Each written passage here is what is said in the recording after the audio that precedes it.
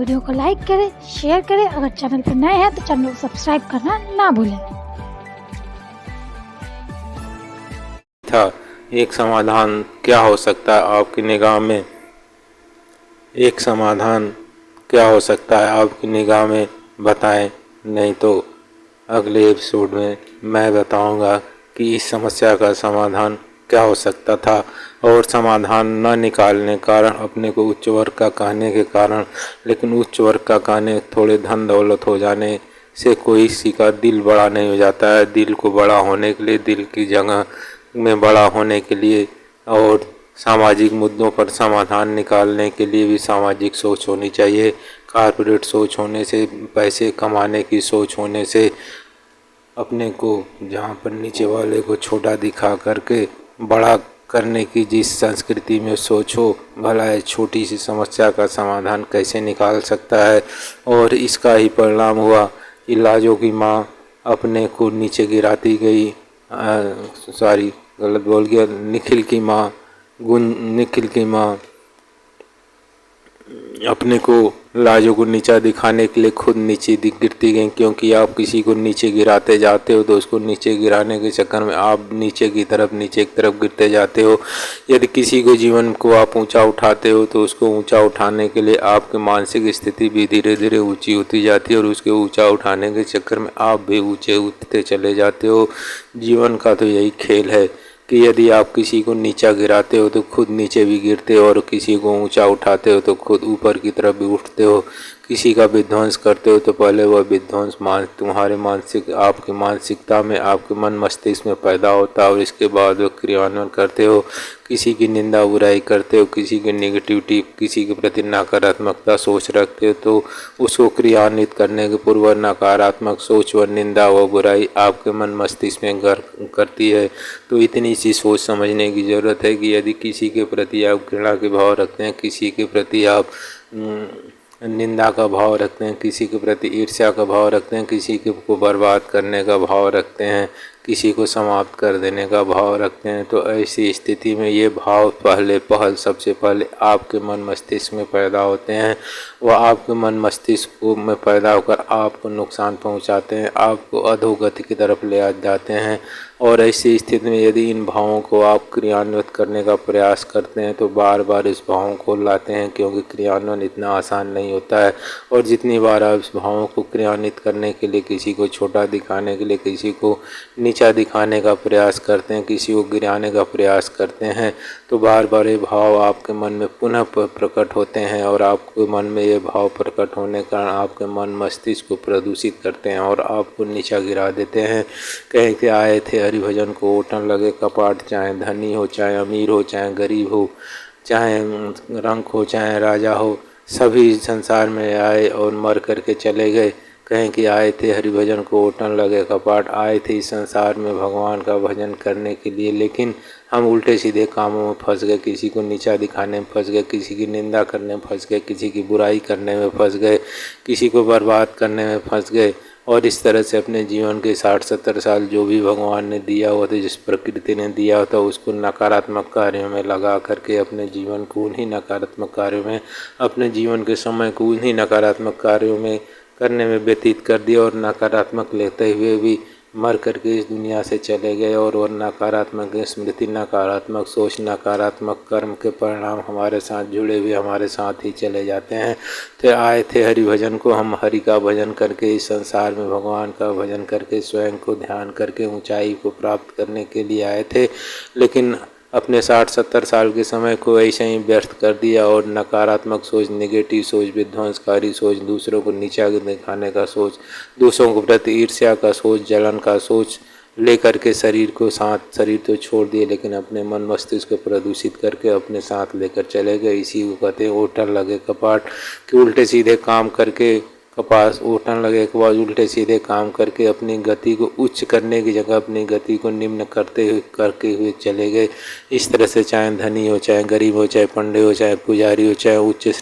स्तर पर रहने वाले हो, चाहे निम्न स्तर पर रहने वाले हों, सबकी शरीर छूटती है। और शरीर छूटने के साथ साथ शरीर की पंच भौतिक शरीर तो छूट जाता है, लेकिन उसके साथ उसकी मन है, स्मृतियाँ और उसके किए हुए कर्म की स्मृतियाँ उसके साथ चिपक जाती हैं और आगे की गति भी उसी के अनुसार उसकी होती है। तो इस तरह से यदि आप अपने जीवन में दूसरों की मदद करते हैं, दूसरों के प्रति करुणा रखते हैं, दूसरे को ऊंचा उठाने की सोच रखते हैं, दूसरों के 2 शब्द अच्छे से बोलते हैं, दूसरों की भलाई की भावनाएं रखते हैं और यदि उसको कर्म करने का प्रयास करते हैं तो बार बार दूसरों की भलाई करने के लिए जो कर्म करने का प्रयास करते हैं यह भी आपको ऊंचा उठाने की सोच बार बार लाती है। और इस तरह से आप इस जीवन में तो पॉजिटिव सोच के साथ जिंदा रहते हैं और अब इस जीवन को बीतने के बाद पॉजिटिव सोच की स्मृतियाँ, दूसरों की भलाई की स्मृतियाँ, करुणा की स्मृतियाँ, दया की स्मृतियाँ आपके साथ होती हैं और आप अगले जीवन की यात्रा को भी अच्छी तरह से चेक करके आगे निकल जाते हैं। इस तरह से यदि किसी कॉर्पोरेट घर में, किसी धनी घर में पैदा हुए भी लेकिन दिल छोटा है तो आप ऊंचा नहीं बढ़ सकते। पैसों का अहंकार करके आप तो चल सकते हैं लेकिन वो पैसे आपकी अधोगति की तरफ ही ले गए। पैसे तो पैसे ही होते हैं, वो तो दूसरों के खिलाने के भी काम में आ सकते हैं और पैसों की शक्ति का प्रयोग करके तुम दूसरे के अनाज को भी छीन करके उसको भूखा रख सकते हो। ताकत का प्रयोग, ताकत होती है। तलवार को चाहे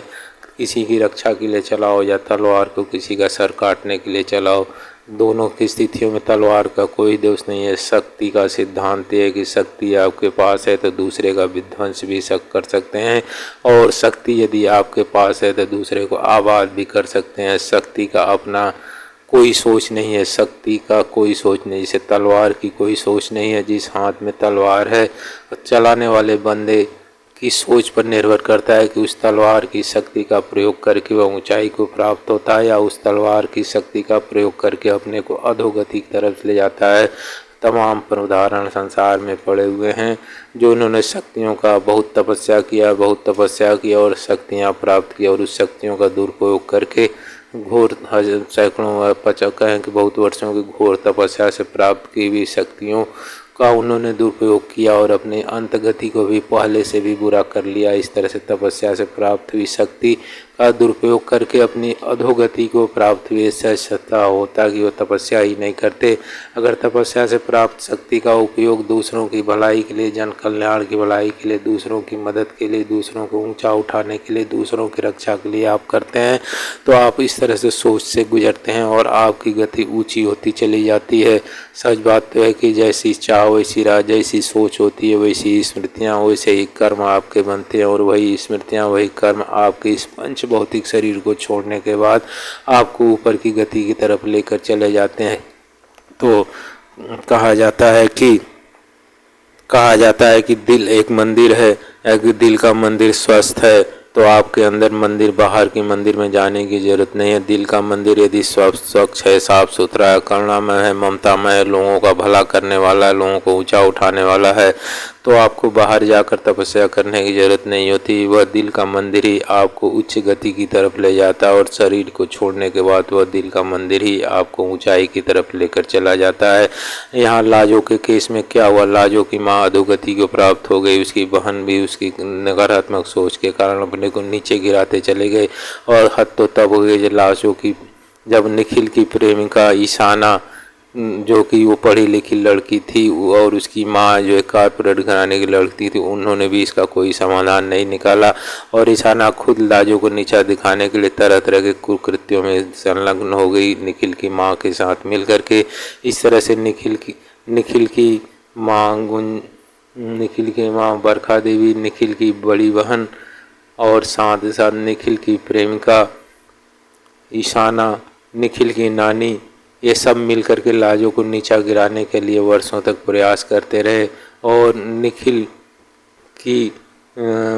तथाकथित पत्नी लाजो अपने को इन लोगों की नज़रों में अच्छा दिखाने के लिए सकारात्मक प्रयास करती रही, सकारात्मक कार्य करती रही और इनके प्रति करुणा की भावना, इनके प्रति मैलिस की भावना नहीं लाई, इनके प्रति प्रेम और आदर की भावना लाती रही और साथ साथ उसने पढ़ाई लिखाई, नृत्य, संगीत आदि को भी सीखने का प्रयास किया जिससे कि इनकी निगाहों में ऊंचा उठ सके। तो गांव से आई हुई एक लड़की ने निखिल की माँ, निखिल की बहन, ईशाना की माँ और साथ साथ निखिल की नानी और अन्य घर वालों की निगाह में अपने को साबित करने के लिए, ऊंचा दिखाने के लिए तथाकथित अच्छे कर्म करने का प्रयास करती रहीं। और बाकी लोग लाजो को नीचा दिखाने के लिए एक निम्न स्तर का छोटी छोटी दांव पेच, राजनीतिक दांव पेच,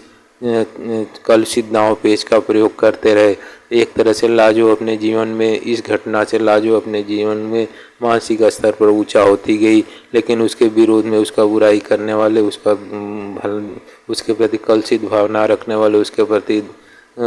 ईर्ष्या का भावना रखने वाले, उसके प्रति ममता विहीन भावना रखने वाले, उसके प्रति उसको घर से निकाल देने की भावना रखने वाले, तरह तरह की गंदी चालें चलने वाले लोग अपने को वर्षों वर्षों तक नीचे गिराते चले गए। इस तरह से